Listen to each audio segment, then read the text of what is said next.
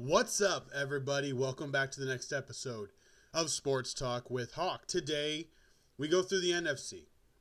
The NFC free agency wrap up. Who did each team sign, and what's the outlook? We'll try to move this just like we did the AFC, get you through every team, every signing they've done up to this point, and what the future holds. Here we go.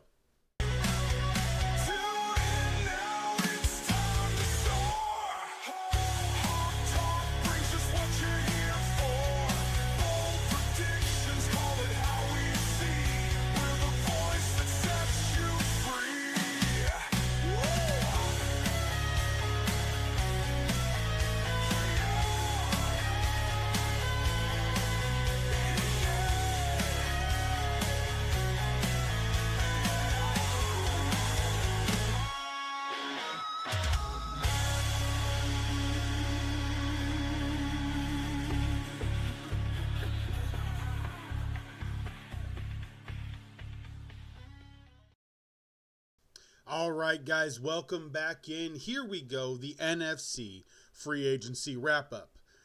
There's actually a couple of surprises, and we're going to open with one of them.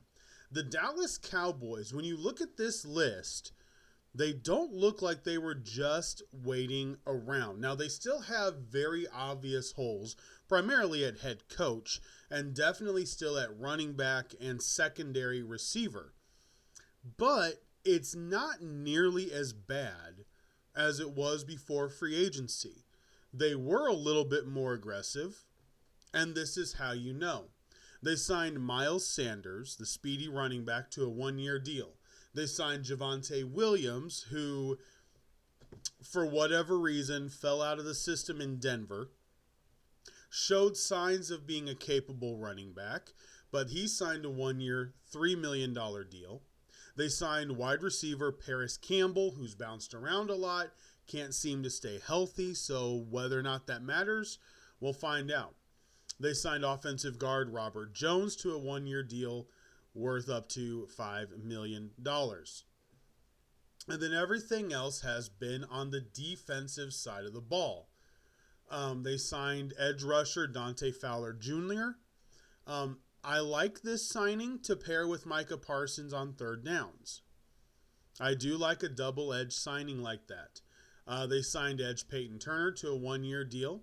They re-signed their own Asa to a four-year deal, $80 million contract. They signed defensive lineman Solomon Thomas. They got Kenneth Murray Jr. in a trade with the Titans. So they're exchanging picks late. They're still working out some of the deals.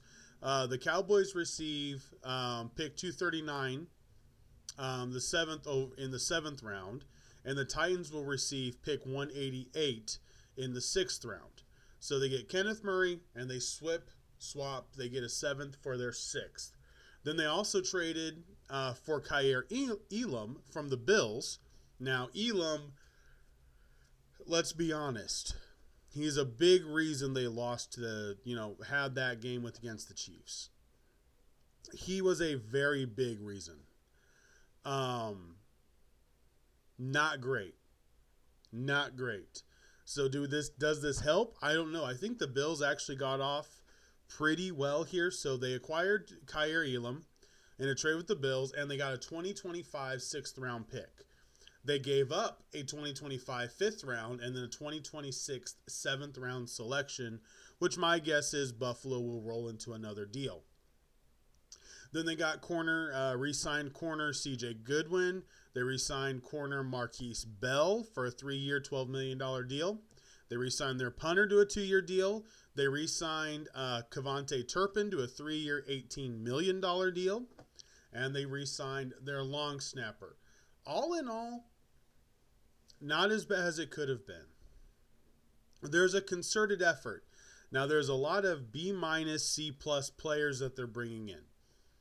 And this team is going to need some big-time plays from everybody else because you've got a quarterback coming back from another injury. CeeDee Lamb is one of the toughest players in the NFL. I absolutely love him as a receiver. But you still don't really have a great running back room. Your offensive line hasn't been great. You lose Zach Martin. The offensive line hasn't been great. So we'll see what happens. All right, the New York Football Giants. Lots of questions surrounding them. There is no doubt in my mind Brian Daboll and Joe Schoen will be fired at the end of this year unless they make the playoffs, and their schedule is brutal. They re-signed Tommy DeVito on a 1-year deal. They re-signed Darius Slayton to a 3-year deal, $36 million. They re-signed Amir Smith-Marset. They re-signed Chris Manhertz. They also signed offensive tackles Stone Forsythe and James Hudson. Hudson signed a 2-year deal worth $12 million, max $16. They re-signed guard Greg Van Roten. And then they went to defense. They signed edge rusher Chauncey Golston to a 3-year, $19.5 million deal. They signed Jeremiah Ledbetter to a 1-year deal. Roy Robertson Harris to a 2-year, $9 million contract. Chris Board, they signed to a 2-year deal worth up to $6 million. They got Paulson Adebo from the Saints, 3-year, $54 million contract. Safety Demetrius Flanagan, Fowles, signed him. They signed safety Javon Holland to a 3-year, $45.3 million deal. They signed the punter Jamie Gillen, 3-year contract, $10.2, and re-signed their long snapper. The Giants' issue is not necessarily going to be personnel. It's really not. The Giants' issue is going to be schedule. Their schedule is brutal. Their schedule is absolutely brutal. Let me look this up. I had it. Let me see. NFL. Let me see here. We're taking a detour. So after the NFL draft, about 2 to 3 weeks after the NFL draft, is when the NFL schedule will come out. It comes out around May 14th. And when that comes out, we will do a podcast going through the schedules. We'll do it division by division again to make it easier. The Giants have it is brutal. The home games, you think you're only going to win 2. The road games, this team could go 4-13. And if they play each game close, you're going to be like, but they're really close, but Daboll and Schoen are going to get fired. I really think it's a no-win scenario. They got screwed by Mara. The Mara family did a bad job with Daniel Jones. And Joe Schoen hasn't done great. The Saquon issue is, going to be his downfall. All right, the Philadelphia Eagles. They traded for Dorian Thompson-Robinson, DTR. They traded a 2025, they got a 2025 fifth-round pick as well when they swapped and sent Kenny Pickett to the Browns. They did sign Saquon Barkley to a 2-year extension worth $41 million. They signed A.J. Dillon, which I think is big. He's a bigger back if he can stay healthy, to a 1-year deal. They signed tight ends Harrison Bryant, Kylan Granson, both to 1-year deals. Why? I'm not sure, but I definitely think they're moving off of Goddard. I think that may be a draft night move. Lane Johnson signed a 1-year contract extension through 2027. They acquired Kenyon Green and a 2026 fifth-round pick when they traded with the Texans and sent C.J. Gardner-Johnson and a 2026 sixth-rounder to Houston. Big signing, Azeez Ojulari. I said there were a couple teams that would go for him. He signs with the Eagles. Smart move by him. Smart move to be an edge for the Eagles. He signs a 1-year deal. Josh Uche signs a 1-year deal. Zach Bond signed a 3-year deal, $51 million. Adoree Jackson, the corner, signs a 1-year, $2.5 million. They re-signed both their long snapper and their punt returner to 1-year deals. Not a lot. I still think A.J. Brown gets traded. Now, you still have Diggs, Cooper, Keenan Allen sitting on the free agent market, but I think A.J. Brown will still get traded. All right, Marcus Mariota re-signs with the Commanders, 1-year deal. Jeremy Nichols, 1-year deal.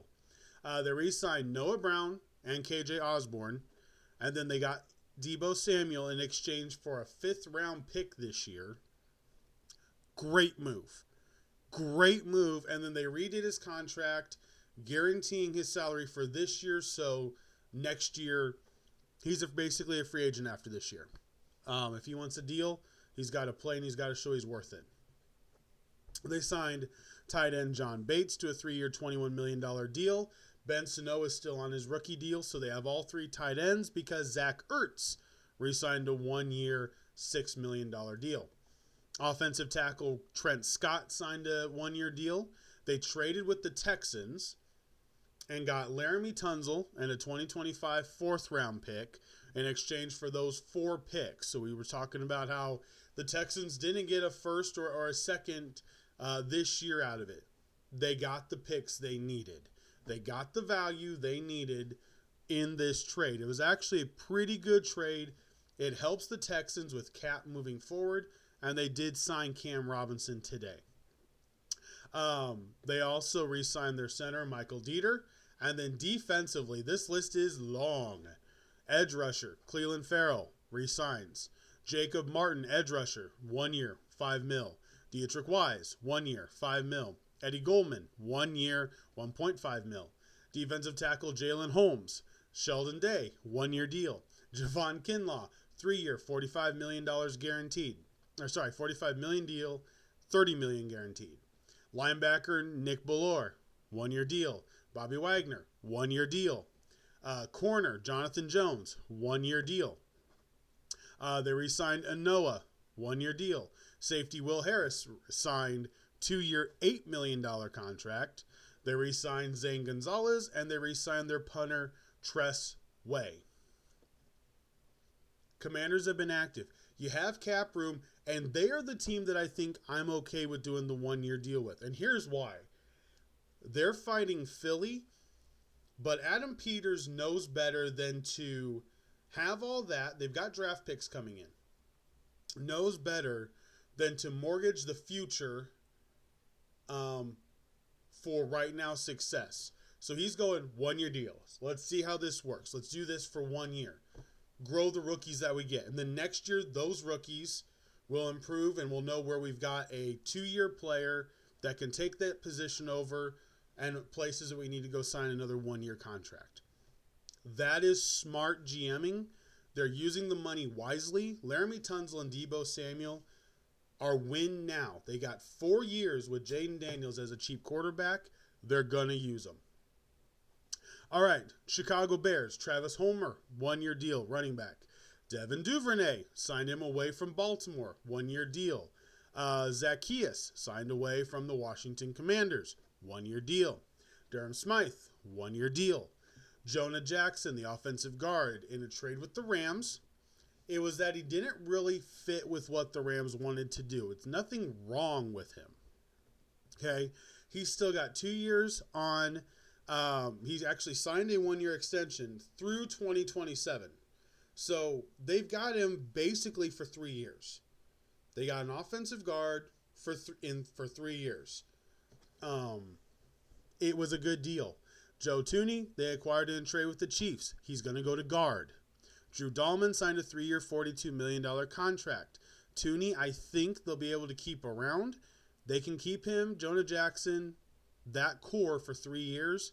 This team can be solid. They signed edge rusher Dio Odeyingbo from the Indianapolis Colts, 3-year, $48 million deal. He's not worth that, but nonetheless. They signed defensive tackle Grady Jarrett to a 3-year, $43 million deal. Then they re-signed Amon to a 2-year deal, $5 million. And their long snapper to a 1-year deal as well. The Detroit Lions, they don't have much wiggle room right now. So their moves are simple. Kyle Allen, they signed him. Quarterback Tim Patrick re-signed a 1-year deal. Kenny Yeboah signed. The tight end, Dan Skipper, re-signed. Pat O'Connor, re-signed. Marcus Davenport, re-signed. Roy Lopez, the defensive tackle, signed. Levi, re-signed. Derek Barnes signed a 3-year, $25.5 million extension, so their linebacking core is definitely decent. Grant Stewart signed a 3-year, it's either 2 or 3 year deal, which I think is going to be an underrated signing. He fits Detroit's defense. He fits the special teams. I like it. DJ Reed signs a 3-year deal as well. So they make very minimal moves for a team that's already amazing. The issue is going to be how fast can they gel with everything else. The Green Bay Packers haven't done much, but their moves have been interesting. They signed Mecole Hardman today because they're expecting Watson to be out for a while and needed a speed receiver. 1-year deal. Aaron Banks, the guard from the 49ers. Way overpaid. And I'm going to say by about $20 to $25 million overpaid. 4-year, $77 million deal, not worth it. But they got an offensive guard. Linebacker Isaiah McDuffie resigned. Then they got corner Nate Hobbs on a 4-year, $48 million deal. That wasn't bad. Wasn't bad. They probably could have done better, but wasn't bad. And they re-signed their kicker, 3-year contract worth $15 million. Minnesota Vikings re-signed Aaron Jones to a 2-year, $20 million deal. They got Jordan Mason in a trade with the 49ers. Gives them some running back depth, which is important. Offensive tackle Justin Scoles agreed to a 1-year deal. They signed offensive guard Will Fries to a 5-year, $88 million deal. I definitely think they overpaid for that one too. Not as much as the Packers overpaid for Banks, but I do think they still overpaid maybe 10, 15 mil. Ryan Kelly, they definitely overpaid. 2-year, $18 million deal. Then they got defensive tackles Jonathan Allen, 3-year deal, $51 million. Javon Hargrave, 2-year, $30 million. Linebacker Eric Wilson. Then they re-signed Byron Murphy, 3-year, $54 million deal. Corners Jeff Okudah, Isaiah Rodgers, and Tevier Thomas all signed with the Vikings.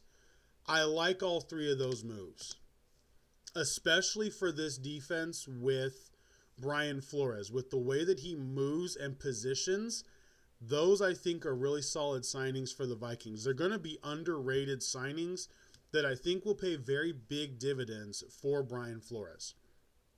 Safety Theo Jackson has agreed to a 2-year, $12 million extension. Harrison Smith will come back for his 14th year on a deal. And then punter Ryan Wright also re-signed with the team. The Atlanta Falcons, who are going all defense in this draft, it has been very well known. I think they need to make 2 depth position moves. They could use a second tight end. And I think the way the offense is set up is not bad. But they definitely need a second tight end, and they need some depth on the offensive line. But they re-signed Kaderil Hodge to a 2-year deal. They re-signed Jake Matthews to a 2-year, $45 million extension. Offensive tackle Storm Norton also re-signed. Now, these 2 signings right here, Leonard Floyd, 1-year, $10 million deal. It feels like this is kind of like the Judon move. Judon got better later in the year. I like Leonard Floyd here. They need pass rush pressure, especially with how weak the South is.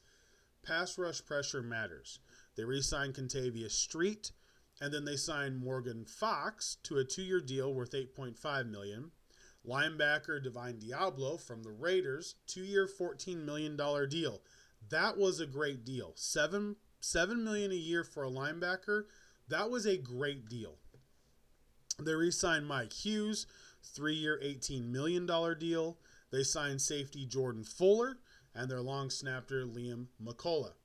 The Carolina Panthers, hoping to continue improving from last year's late season, mid to late season improvements, just of being tough. You weren't an easy beat. You had the worst defense in the league, but you weren't easily beaten. Andy Dalton resigns a 2-year deal. My guess is he finishes his career in Carolina.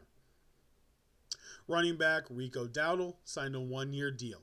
David Moore re-signed on a 1-year deal. Tommy Tremble re-signed a 2-year deal worth up to $16 million. Offensive guard Brady Christensen re-signed a 1-year deal worth $3 million. They re-signed center Austin Corbett. Then they got edge rusher Patrick Jones II, 2-year deal worth up to $20 million. Tarshawn Wharton signed a 3-year deal worth up to $54 million. Nose tackle Bobby Brown III signed a 3-year deal, $21 million. Linebacker Christian Roseboom signed a 1-year deal. J.C. Horn gets a 4-year extension worth $100 million. We've got some young corners that have gotten paid, but the level that you have to be at to get paid like that is really high. Sauce Gardner, Patrick Surtain Jr., or the second, whichever way you want to say it, nonetheless, Stingley, and J.C. Horn. Those guys are great young corners. I think Will Johnson definitely has that ability, and we'll see if any other young corners can. Corner Mike Jackson agreed to a 1-year deal. Safety Trayvon Morrig signs a 3-year, $51 million deal, and Sam Martin, the punter, signed a 1-year deal. For the New Orleans Saints, they are cap strapped. It is still a nightmare down there. They are still reworking contracts all over the place. They re-signed Dante Pettis, 1-year deal. They re-signed tight end Juwan Johnson to a 3-year, $30.75 million deal. Don't know why it was so big. Nonetheless, that one I'm not sure of. The tight end Jack Stoll re-signed on a 1-year deal. Defensive lineman Devon Godot, they got in exchange for a 2026 7th-round pick from the Patriots. He was a dump from the Patriots. Saints take him on, and they've already reworked his contract. Edge rusher Cam Jordan is returning to the team on a for his 15th year. Also revised his contract to work everything for the Saints' favor. Chase Young returning on a 3-year, $51 million deal. Isaac Yiadom signed a 3-year, $9 million deal. Very good value there.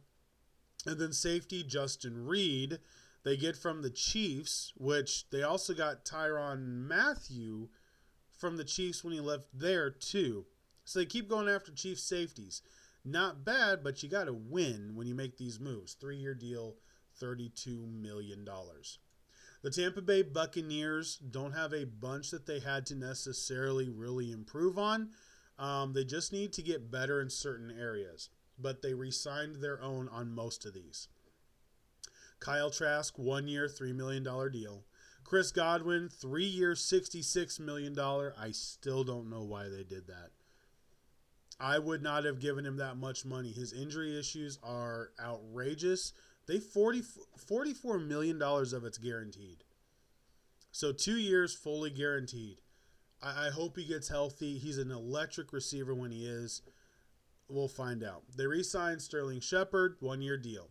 Offensive tackle Charlie Heck signed a 1-year deal. Ben Bredeson re-signed on a 3-year deal, $22 million. Edge Anthony Nelson re-signed a 2-year, $10 million deal. Hassan Reddick, probably one of their bigger signings outside the organization, 1-year, $14 million deal. Once again, you're in the South. You've got to take advantage. These teams are weak. You got to take advantage, get pressure on the quarterback. You can win the game.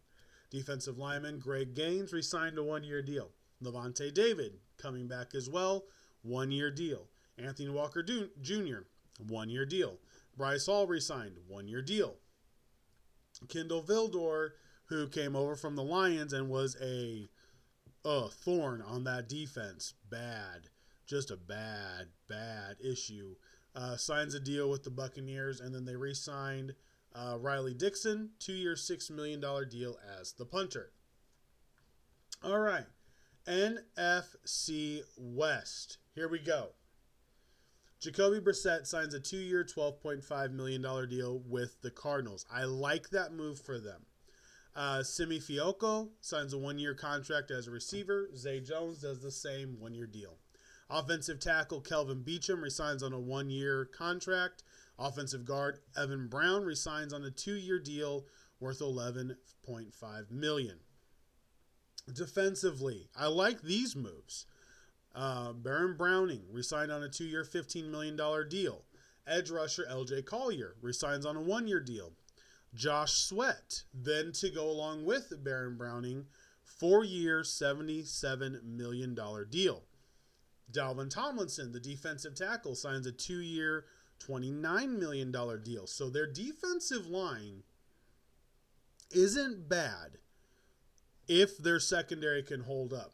They signed 2 linebackers, Akeem Davis-Gaither, 2-year, $11 million contract. Mykal Walker, 1-year, $2 million contract. And then their long snapper as well to a 1-year deal.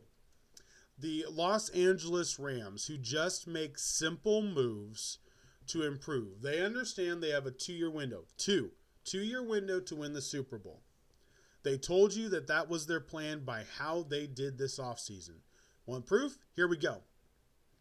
Jimmy Garoppolo resigns on a 1-year deal. Matthew Stafford restructured his contract. He took a revised deal, stays in LA. They've got 2 years with him. Ronnie Rivers resigned. He was a restricted free agent. Devontae Adams signs on a 2-year contract. 2-year contract. That's telling. 2-year deal for Devontae Adams, and they let Kupp walk out the door. Devontae has right now is a better receiver for the Rams than Cooper Kupp is. He's a bit bigger, runs a better route tree right now. Cooper is a very possession-prone receiver and one of the best that's ever played this game. I am not knocking Kupp as much as I am saying Devontae does things now at his age. When you compare the health issues, Devontae does things that the Rams need him to be able to do. Devontae and Puka are a very, very formidable wide receiver tandem. They re-signed Tutu Atwell. Continuity, not messing anything up. Offensive tackle Larrick Jackson, 3-year deal. Got that taken care of. Center Coleman Shelton signs a 2-year, $12 million contract. Defensively, they're basically set, but they got deeper. They signed Poona Ford, and this one I think is going to be underrated. It happened in the playoffs when Fisk got hurt against the Eagles. The depth on the defensive line wasn't as much as they wanted. So they signed Poona Ford to a 3-year deal worth $30 million. That is a depth move. We need 6 guys that can play this defensive line when we're going against the Eagles and the Lions. And those are the moves they had to make. They also signed Laryl Murchison, the defensive tackle, and Okello Witherspoon, the corner, to a 1-year deal. The San Francisco 49ers. They had to let a lot of people go. And by a lot, I mean a lot of people go.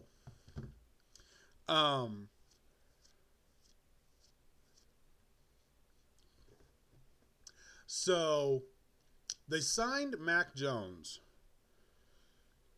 And this, to me, is actually great for Mac Jones. I like this for Mac. He gets to go to Kyle Shanahan. He's been in Jacksonville with Doug Peterson, who was out of touch with reality offensively. Then he was, before that, he was in New England. And when he had Josh McDaniels, looked decent. And then he's the one that got shafted with the Matt Patricia move. And listen, Mac Jones could be just as good as Brock Purdy. I know there's a lot of people like, there's no way. Yeah, he could. Yes, he could. He could absolutely be as good as Brock Purdy. Mac Jones, it's all about coaching. Purdy would look like garbage in any other system that's not McVay, O'Connell, Shanahan, potentially Andy Reid, but reality is coaching fixes things. Coaching can cover flaws. That's why they're not going to pay Brock Purdy money. Kyle Juszczyk re-signed on a 2-year deal. That was huge. I was worried they weren't going to. Running back Patrick Taylor resigns on a 1-year deal. They get Demarcus Robinson, 2-year deal worth $10 million. Luke Farrell, the tight end, signs a 3-year deal for $20 million. Offensive guard and linebacker. So Ben Barch, 1-year deal. Lou Gifford, 1-year deal. Corner Trey Brown, 1-year deal. Saren Neal, corner, signed a 2-year deal. Safety Richie Grant signs a 1-year deal. Jason Pinnock signs a 1-year deal. And long snapper John Weeks comes back on a 1-year deal. All right. The last team, Seattle Seahawks. I like where they're at. Their offensive line needs to get better. I can't wait to see what they do because this team's interesting. This team is very interesting. It's intriguing on what they may or may not do. So they signed Sam Darnold, $100 million deal, $55 million guaranteed. They signed Cooper Kupp, 3-year deal. They signed Marquez Valdez-Scantling on a 1-year deal. They signed offensive tackle Josh Jones to a 1-year deal. DeMarcus Lawrence, defensive lineman, 3-year deal, $42 million. Defensive lineman Jaron Reed, 3-year deal, worth up to $25 million. Linebacker Ernest Jones, 3-year, $33 million deal. And then they signed Shamar Jean-Charles, the corner. You can see the plan is 3 years. This is what you love about free agency. And we're going a little long, so I'll wrap this up. Free agency shows you what the plan is. You can see the Seahawks have a 3-year plan. The Rams have a 2-year plan. The Commanders have a rolling, developing, sign 1-year contracts, keeping our cap open every year as we're trying to build this Super Bowl contender plan. All 3 of them can work. All 3 of those teams can make the playoffs. I like how it's set up. The Bears, they're trying to get their offensive line set up for 3 years. The interior of that offensive line is set for 3 years. Caleb Williams, next 3 years before he gets expensive. You see certain teams making a concerted effort, having a plan in place. That's important. And that is it for free agency. Obviously, we'll talk about some of the signings. I know some other ones happened. I'll comment on those as we go forward. Tomorrow will be the March Madness podcast. I will reveal my bracket. In the link in the description is a link to be able to join my bracket mania. Go against me. Have some fun in bracket for college basketball March Madness. One of my most favorite times of the year. It does start tomorrow. So log in, set up an account. I use this for everything. Fantasy basketball, fantasy football, pick'em football. I'm working with them to try to actually get more fantasy sports. And then they also do prop bets. There, it's easy, it's safe, it's secure. I love it. I use it all the time. It's absolutely my favorite app. It is Sleeper. Absolutely love it. So go down in the description, join up the bracket mania, and let's have some fun. And tomorrow will be the March Madness podcast. I may even go live tomorrow morning revealing my bracket. That is going to be it for today, though. Appreciate you guys hanging out. Went a little bit longer than normal, but we got through all 32 teams' free agency signings up to this point.